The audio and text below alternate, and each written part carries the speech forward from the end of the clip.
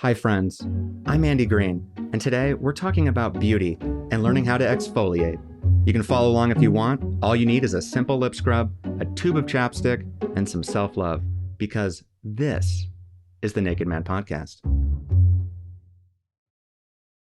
This week's guest is the social media star, model, and makeup artist Jacinda Pender at Adults Drink on socials. Jacinda is a non-binary artist born in Tennessee, raised in Georgia, now based out of Los Angeles in noisy downtown LA. Jacinda is known for their experimental avant-garde makeup utilizing body paint, wet liners, bold fashion, and a kaleidoscope of colors to tell a story and build community. Through their work, Jacinda time travels to the past, the future, traversing other worlds, expanding what's possible in hours in the process. Jacinda is well on their way on their journey with beauty and their body. Me? Well, I'm in Act 1. I'm reluctant to leave my comfort zone, standing in the mirror, wanting to play and experiment with my partner's beauty products to see what's possible, but I'm unsure what to do and how to start. 35 years of programming telling me not to express myself this way is hard to break. So what does beauty look like for me? What makes me feel beautiful? I don't know yet, but I'm so honored and excited to talk with Jacinda Pender about their work and their ever-evolving relationship to beauty. Jacinda Pender, welcome to the Naked Man Podcast. Thank you for having me. I'm excited to be here and talk about everything beauty and amongst other things that I'm sure we're going to, cover. So yeah, thanks for having me. Of course. Yeah, I think beauty sort of goes in to everything, right? And I think that's part of my changing. I think we are fed a very limited scope of what beauty means and what it can look like. And I think it's sort of the more you expand it, I think probably the happier you are. And that's hoping to just open the closet, like open everything today, open the windows, curtains. But I gave you a couple options of sort of beauty, something interactive that could like put me out of my comfort zone. And you chose a lip scrub. I chose something simple. Yeah, because I was thinking about it. I don't want to do anything too hard. I'm like a lip scrub. Anyone could pretty much, do it. So I'm like, why not? And anyone can do it. We'll see if we'll see. So we got oh my gosh, Coco-licious, luscious lip scrub, coconut sorbet. Yes. Ooh, I'm excited. Yes. Do you use your hand? Okay, because I did buy. I do. Are these a thing? Like lip exfoliating brushes? Is that? Yes, actually. See, you're better than me. No, you actually bought some. You bought some tools. That's the most sanitary way to do it. But I'm like, I'm the only one. No. I'm gonna use my fingers. I'm gonna match you. I just wanted to show that I tried. And then and I thank you. Yeah, and then so what do I do first here?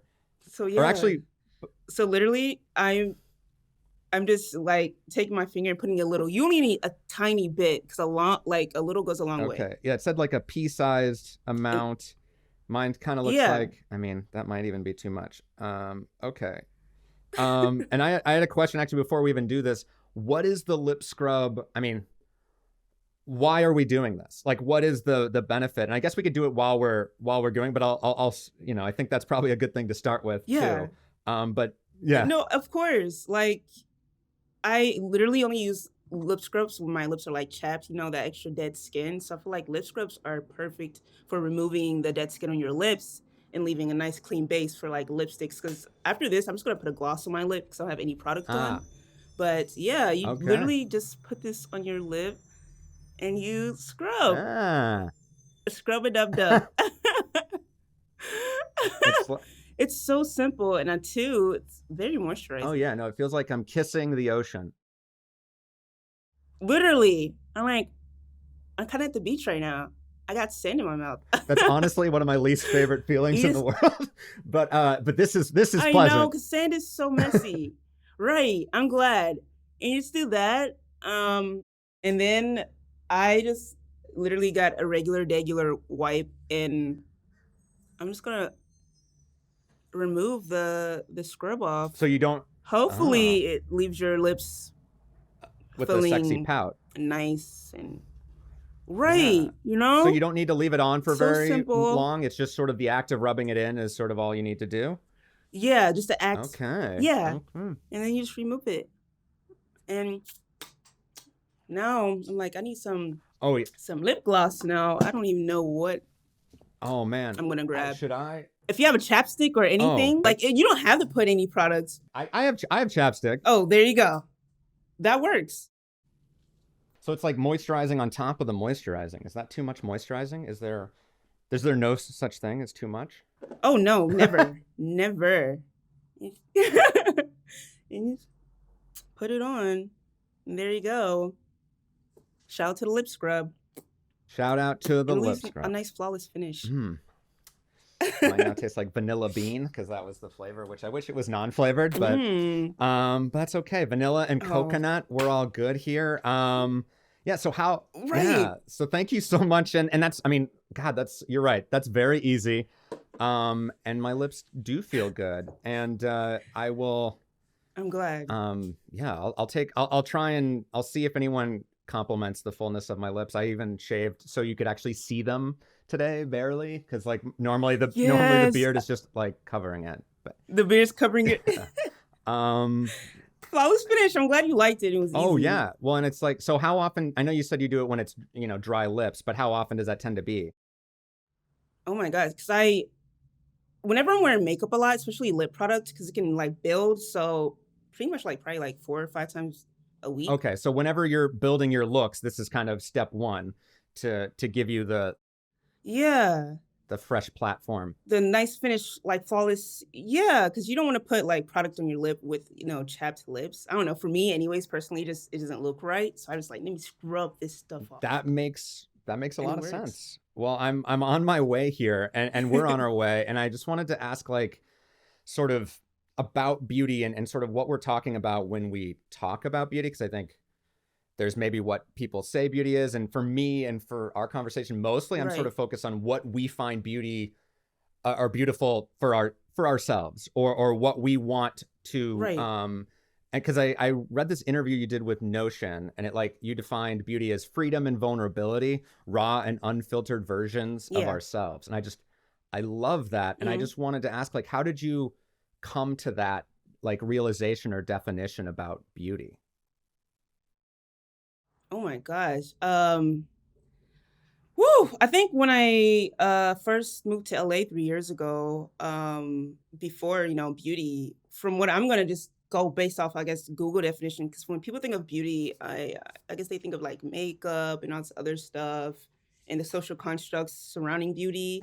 Because back then, even growing up as a teenager, I would find myself kind of like gravitating towards like the social constructs of what I need to do for my beauty, as I guess femme presenting, like shaving and all this other stuff, and what society tells me what I need to do. But as I grew older and moved to LA, it's like, why am I following these gender norms that don't do anything for me? I feel like at the end of the day, we're able to choose what beauty is and how we define it. Because I feel like it's important to not put ourselves in these boxes of what society tells us what we should do for ourselves. So I feel like beauty is just freedom, self care, whatever makes you feel good at the end of the day, regardless of how someone perceives you. Because at the end of the day, I feel like it's important to prioritize our needs and our happiness.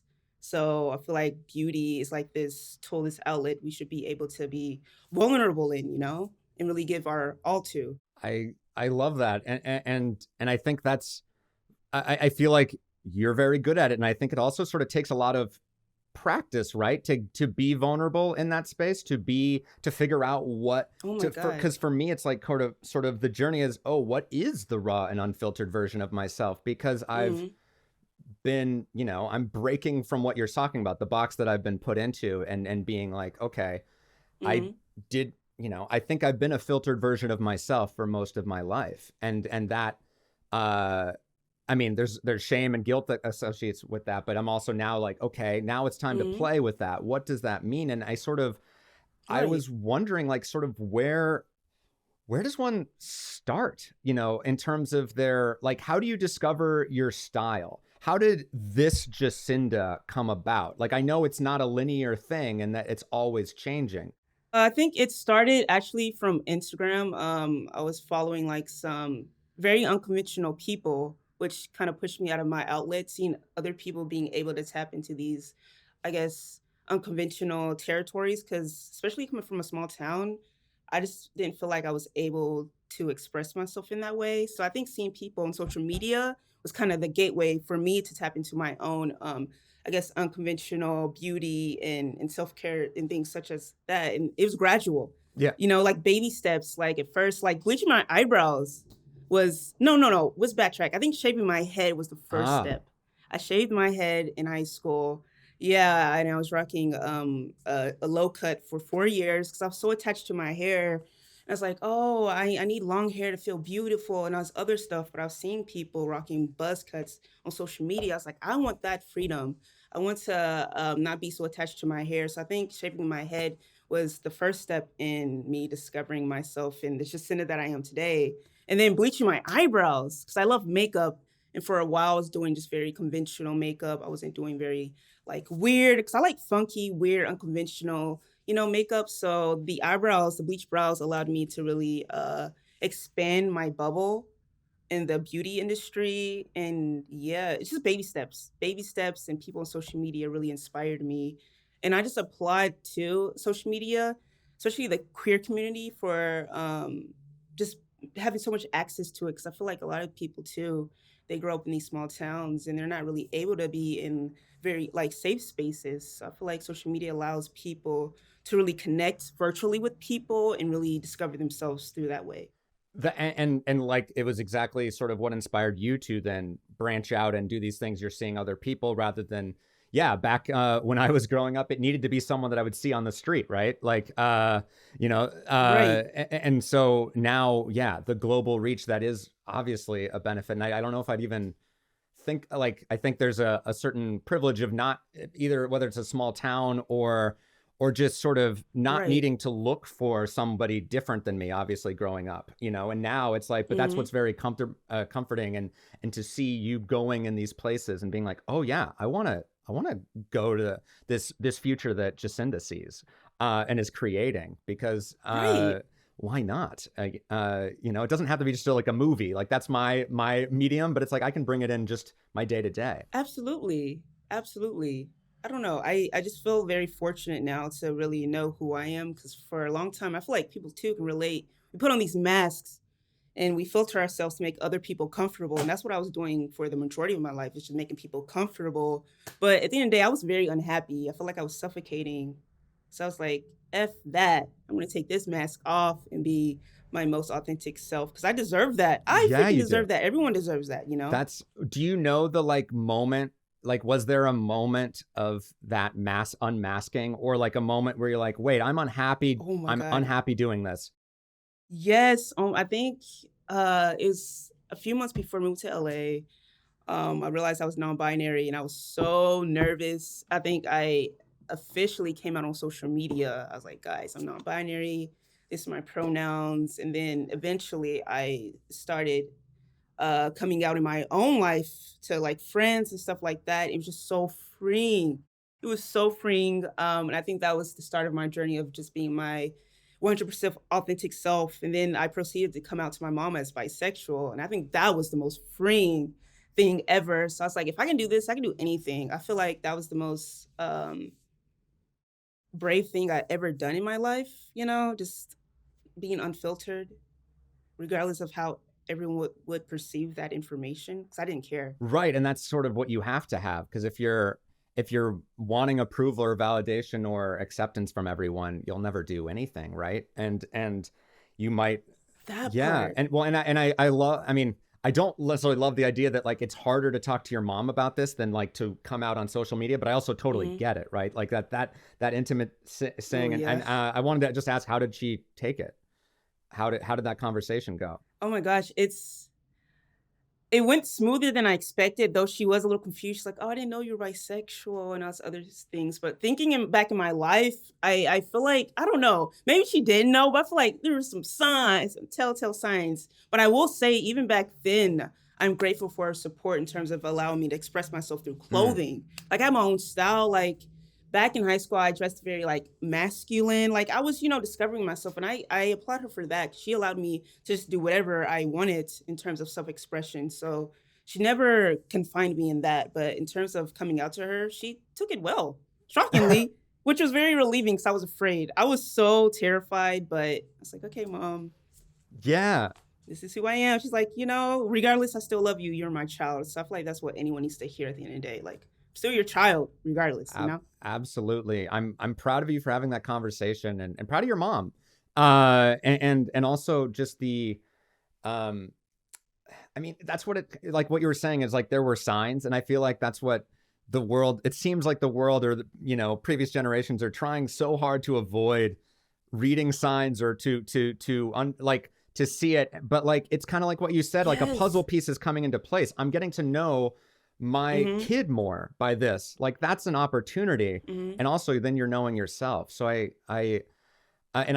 think that's it seems like that's maybe my first step too, was sort of realizing gender was confining me, and that it's a construct, and that I didn't, that like in a way it was sort of, I was getting away with just doing the least too, because I can, as what I was, male, Mhm. appearing. So it's like, I think, but then that leaves this like gaping hole of like, oh well, there's a reason we stand up, or like we stay this, because it's easy, right? Or it's like I know how to Yeah. be every day. Right. To this point, I'm just like, well, I like painting my nails, but I still, to the point where like I didn't prioritize it enough to get them repainted for this conversation. Like that's my next mission, is like, because I wanted to ask you about, like, because you mentioned your affinity for self-care and treating yourself, and that you Yeah. feel more beautiful because of it. And I think, and that also just will be seen through other people, right? Like if you're feeling beauty, that is infectious, or I will pick up on it, right? And my partner is really Right. good at this too. Like when she's feeling bad or anxious, she spends hours like in the bath, or just like tending to her body. And I it's always the bottom priority for me. Like I move it to the bottom of the list. Like I thought it would be really nice to have a mani pedi and like painted my nails for this conversation with you, because it's like very on theme. But I just, life is busy, and I put it down. And I was just wondering, how do you recognize the need for self-care, and how do you make time for it? I I will say for me, I mean, I guess self-care can be an everyday thing, but when it comes to like, I guess really taking the time for myself throughout the whole day, which I call recharge, especially with social life, and work. I feel like we do so much outside of, I guess, our own safe spaces like home. So whenever I find myself very overwhelmed or overstimulated, I will just like communicate with my friends, like, hey, I'm going to recharge. And recharging for me could be, like you said, self care, like painting my nails or even skincare or simply relaxing and sitting still and practicing mindfulness. It's hard sometimes, because like you said, time, but I don't know. I feel like I guess there's a way to find a balance, which I'm still learning myself, between social life and self care. But I feel like nighttime is usually which works for me because at night, that's when we're all like at home. So I feel like, take time even at night to, do whatever you feel is self care for you. Because self care could be a million things. It looks different for everyone. Right, doing a puzzle or whatever it is. And yeah, and I had Yeah. a question actually, because like in a way, and this is what I've discovered by doing this podcast, is sort of like I didn't quite know that I was doing mental health, and this is for me, like that this is helping me discover myself, and by making it work, I am doing it. And that's the way our society and economy works. And I was just wondering that, like, in a way, you've also made self-care, I mean, certainly beauty is your job, right, your career, but like in a way, self-care is part of that routine, right? Like does that allow you to be like, oh well, I need to do this because obviously I'm going to look better if I sleep 14 hours today, or whatever it is that you need?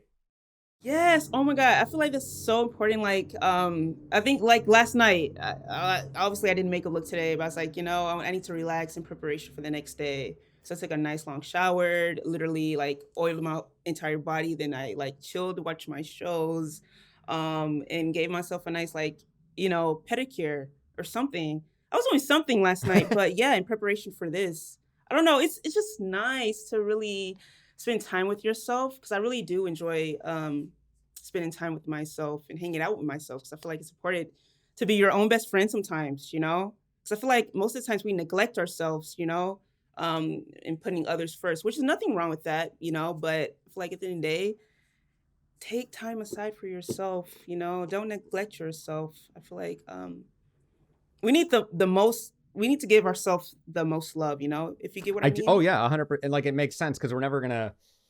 That's most important. And also, more you love yourself, the more you can love other people. And I think also that's sort of what the mission is in terms of beauty, right? Like it strikes me that you being a best friend to yourself is what allows you to go to these places, and even where you're Mhm. following your desires and passions about like, ooh, I want to look like I want to go crazy with whatever these colors. And by crazy is a compliment. I don't mean it as like, oh, like I was just wondering, how do you foster that relationship, or is that sort of part of the like the routine? Like, are you talking to yourself, or how is that, like how is that best friendship forged? I Oh my gosh. I'm an introvert, so most of the time I'm either like taking myself to solo dates, cooking. Sometimes I think out loud and there's nothing wrong with talking to yourself. I like to say Oh that. no, There's nothing wrong with having a nice conversation with yourself because I think out loud all the time. me too. Like, come Yeah, on, guys. Especially with like, I don't know, I live alone. So I'm like, most days I'm like, damn, I didn't speak today. Let me say something. So, so things like that. I'm just huge on just doing whatever makes you happy. I don't know, and being vulnerable, and being really in tune with my emotions too, because I sometimes find myself, um, not bottling, but sometimes putting my emotions and how I feel to the side to get like a job done, Because I find that some people compartmentalize a lot of things, and I used to do that a lot in the past, especially with working, like beauty, like you said, it's my job too. So sometimes I have to remind myself and to not force something because a lot of monetization, I got to find a balance in that with work and in my own life because it can kind of get blurred. So I'm like, am I doing this because I have to make money, or am I doing this because I want to, because it's going to make me feel better? So I still have like, I struggle with that even now I sometimes. I know exactly what you mean on just sort of every. And I think that same compartmentalization with emotions is sort of the same thing with beauty, and but the idea that like doing it for fun, or having joy in the process is actually probably what will bring more money too, right? Is that like that it feels like there's a myth that it's Yes. different, or that like I have to I don't know. I'm always so concerned about losing myself. And I read an interview of Oh, like yes. you had the same sort of experience when you blew up on social media, that like you didn't want to lose yourself in the sauce, is I Mm, think how you put it. And I totally know the fear of like yes. just becoming, okay, this is now my job, this is what I'm doing for money. And I totally, but like at the same time, as long as you keep that joy and like and remember what you're doing it for, and it's for your best friend Jacinda, right? Like that's what you're doing it. Um, Yes. but it is hard. Yes. It is hard to remember that, it feels like, because it does feel like those are two competing things, like money and joy.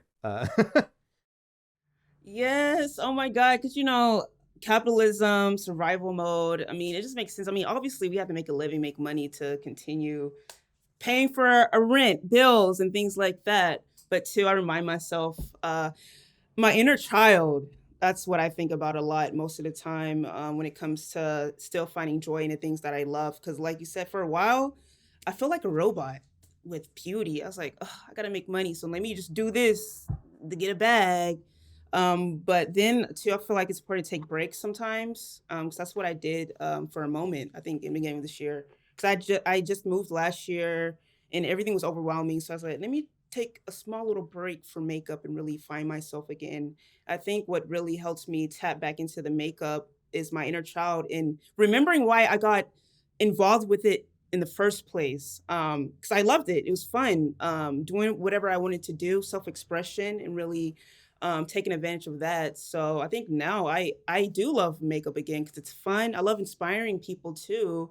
I think that's what really influences me in my field, is just seeing other people be like, "Oh, wow, I love your work." Because I be forgetting too. Like, you be feeling so small, but there's so many people in the world. Um, so knowing that that people really like are really huge fans of my work, I think that what keeps me going too. Yeah, and seeing their interpretation of my work too and doing their own thing. I'm like, wow, you were inspired by me? Me, I'm regular degular, but you really, fuck with my work. That's cool. Well, and that's what's so great about art is that you're like inspiring someone else. They're going to build off that, and they're going to have a little glimpse of Jacinda and their piece and their whatever they're doing, and it might not even be recognizable to other people, but they'll know, and you'll know maybe. And I love Yeah. that.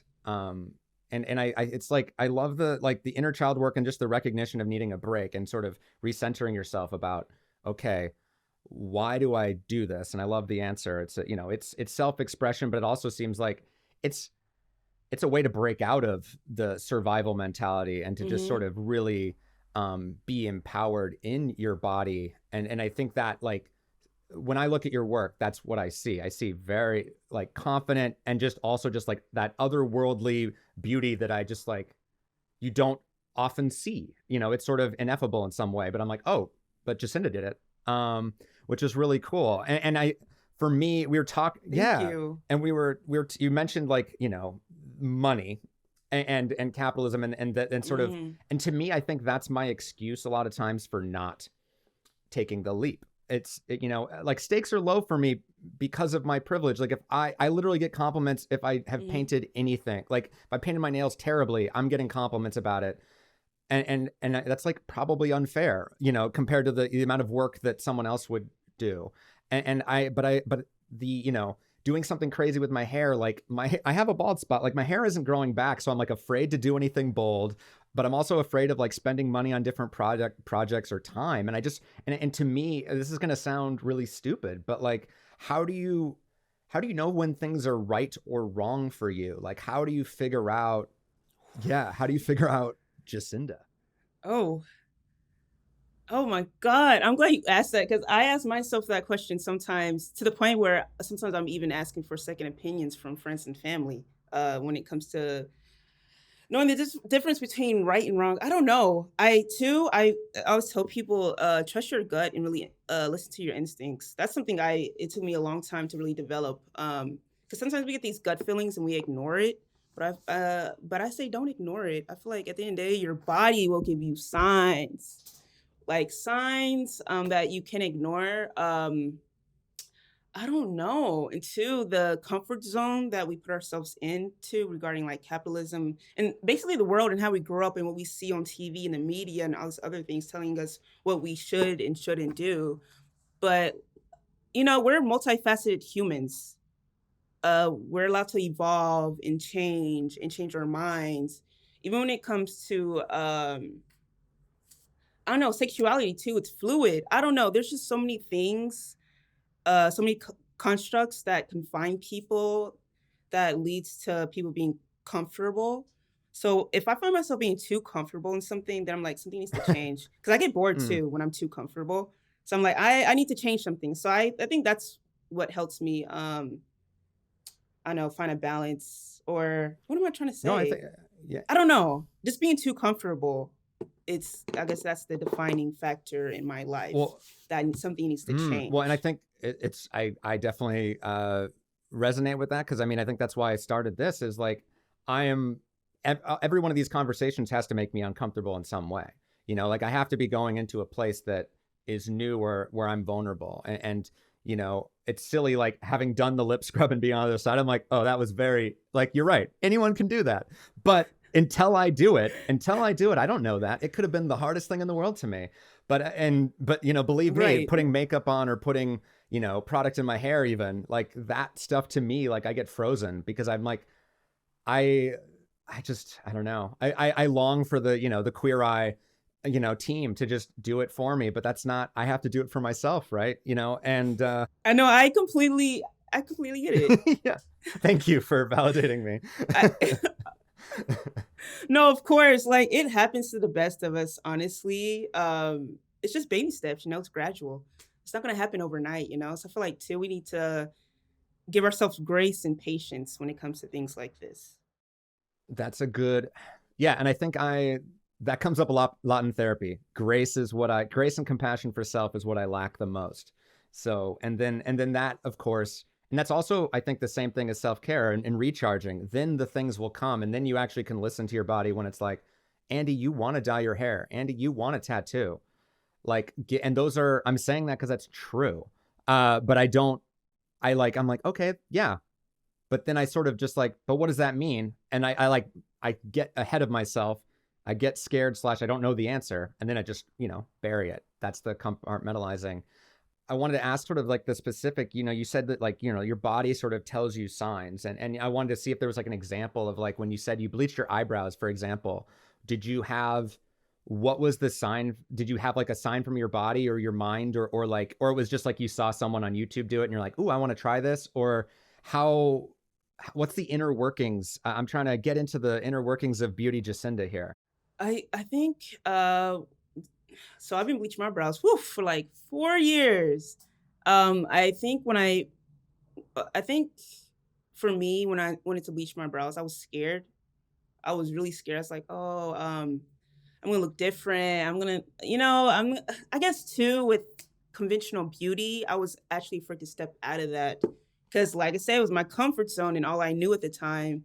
But I think for me, if I ever find myself too afraid to do something that involves how I'm going to be perceived, I do it Mm, anyways because sometimes when it comes to beauty, I feel like it's good to challenge ourselves and put ourselves in that, I guess, uncomfortable space. Though it's gonna make us happy at the end. We're just afraid. So I think my biggest thing is like fear. I don't want fear to influence um I guess me doing something for me, if you get what I yeah, mean. I think that's my body because sometimes I'll even get like little butterflies or anxiousness. I'm like, I want to do this, but I'm afraid. But that's my sign that I'm gonna do it anyways. I'm gonna challenge myself. At the end of the day, I just like to challenge myself. Because I always tell myself I don't want to get to an age where like I guess I don't know, I'm choosing like 80 and because I see a lot of people doing this. I'm like, oh, I wish I did this when I was younger. I wish I did this. My biggest fear is living with regrets. Because I feel like too so young and there's I don't know, there's so much to do in our life right now too. I don't like to take anything for granted. So yeah, I like to just do something. And even if I don't like it, I can always change my mind. That's the thing. You can change your mhm, mind and go back. At least I tried it. That's my thing. At least I can say I did it. I tried it. If it wasn't for me, hey, that's okay. that's learning. So Yeah, yeah. and and I really admire that, and I really like feel like I'm trying to practice that myself in some way. And my other sort of my question was like, if what is what is scaring you right now? Is there anything right now that you're like maybe stepping into or going forward in terms of style or beauty or anything like that? If you can put something on it, I don't know. Maybe you don't have any. Oh no, I do. I think too. I turned 25 in March, so I've been kind of I guess going through this I don't know, new I don't even know what to call it. I don't know. It's just, I'm getting older and I'm changing and I'm evolving. I think what I've been really afraid of is I've been thinking about my career a lot in terms of just expanding because I originally actually moved out to LA to really get involved with film. I want to be a screenwriter, but I'm not too familiar in that space. So I think that's what terrifies me is failure. Mm, Because I'm sitting on a lot of ideas right now, but I'm like, what if I do it and it's not, it doesn't succeed and blah blah blah. But I'm like, why? Why you letting that like influence you and what you want to do? Like screenwriting and film is amazing. I want to get involved with it, but I could learn too. I mean, there's resources on the internet to get familiar with screenwriting, even YouTube. But I think too, laziness. I've been kind of comfortable in what I'm doing with modeling and makeup. So I think that extra step in expanding and diversitying my career is what terrifies me. wow. Well, first off, I don't think you're lazy at all. And second, I feel like I'm just amazed by you're 25 and I feel like I didn't know, like, I don't think I felt like an adult or any, like my life started, I feel like at 25 in some way, like, or like that was when I started to grow up. So in some way, and in a good, I feel yeah. that. So like, I'm just very impressed with where you're at already. So take that as a Oh, 35-year thank old. you.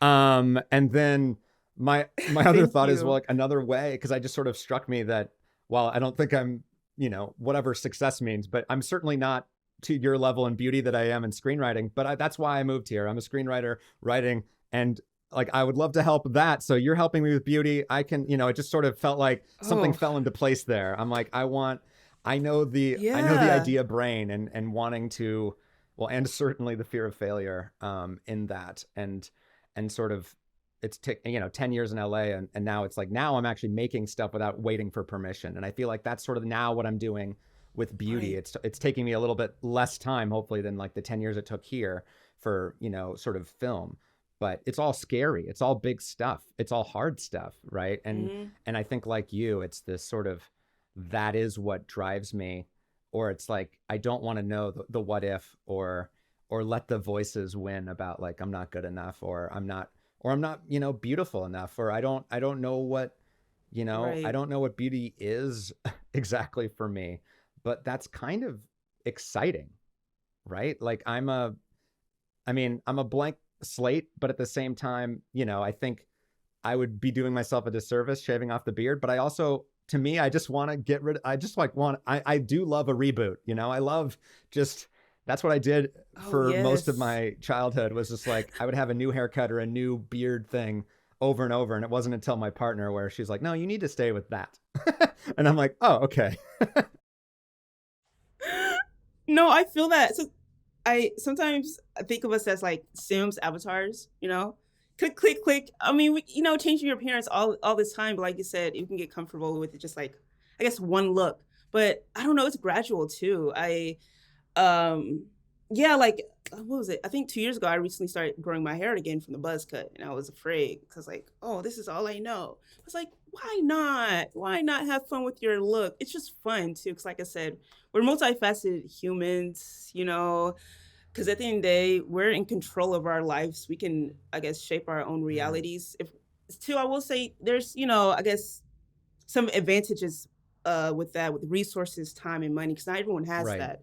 So I have to remind myself too now that I'm very blessed and fortunate to be doing what I'm doing now. Because I moved out here at 22 at the peak of pandemic. I'm just like, wow, I did that. I did that. Yeah, So you're incredible. yeah, and I just Yeah. keep on going. But also enjoy it, right? Like enjoy your space. Enjoy, Yes. I think that's what recharging is. It's like, hey, I don't think you Mhm. even need to earn it, but like you certainly have. And I think we all have earned, like, that recharging. Yes. I think if people are out there afraid to, make moves to try something different, like I was wondering what you would, because you mentioned your inner child, and I was wondering what would you say to young Jacinda before, maybe 10 years ago, or whenever before you started this journey, but like how how would you, talk to that child? How would you comfort them?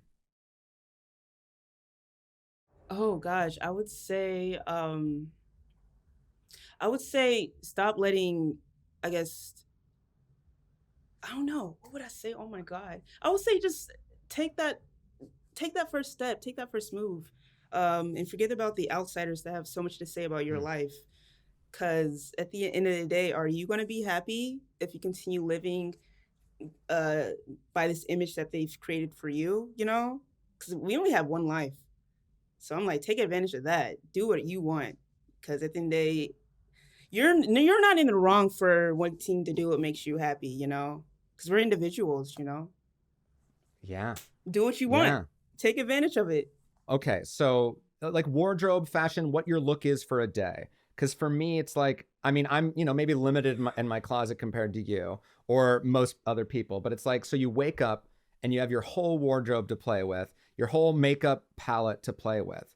Let's say this is, tomorrow, whatever it is. I know the day and what you have during the Hmm. day affects this. But like, how do you decide what to wear, what look to go for, what colors, what style of makeup, like what pulls you? Do you have a plan? Or is it improv? It's it's funny. I I tell people all this time I cannot plan. With anything. I like to improv. I like to even with my makeup. I just like to do whatever I'm feeling at the moment because I feel like if I plan something, I'm not gonna like it, and I change my mind a lot. So yeah, like today, I was like, I'm in the mood for this. Let me just do it. Let me just do it. Then I just chose this top. I was like, okay, it's cute. It's in my closet. I don't know too. I don't like structure when it comes to makeup and wardrobe. I like to let it be just natural and organic, you know? I feel like too that allows you to have freedom in your wardrobe and makeup. It's just to play with it. I mean, though I will say people are different, you know, like my friends, they plan makeup looks, but I'm like, I wish my brain could do that, but I can't.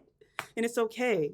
I feel like at the end of the day, you find what works for you. So that's what works for me is improv and just playing with things. All right. Well, I feel like that might help too, because I think it alleviates the pressure. Like planning Yeah.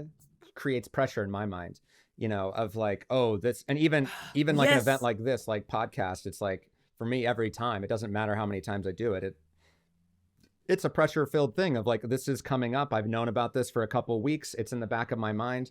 But if so it's always for me, it's an in between of like wanting to be prepared, but also wanting to be natural and in the space with you. And I think that sounds like the Right. same thing with, beauty and makeup. It's like, it is, how do Hmm. you feel that day? How do you want to, or even how do you want to feel? And then creating that yourself. Cause like, I love what you said, and I want to finish with this. It was like, that you're in control. Like I think there's this quote, and I just love it, that like you say anything is possible. No matter the circumstances you are in, you have agency. You are in control of your future, and you're the only one who knows what that looks like. So don't let anyone tell you otherwise. And Jacinda, I think that's just like, yeah, Yes. like that. You said that's an incredible way to live, and thank you for sharing that and sharing yourselves. I was gonna say selves, but I feel like you are a multitude. Like you said, we're multifaceted. So Yeah. thank you, Jacinda, for being here and talking with me today. Thank you for having me. I really enjoyed myself. One thing about me, I can talk, talk, talk, talk, talk, talk. So I can do this all day, but I had so much fun talking about beauty and gender and self-expression.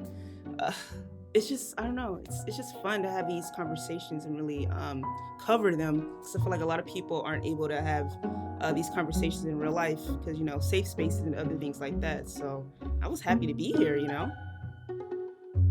Thanks for listening to the Naked Man podcast. How do those lips feel?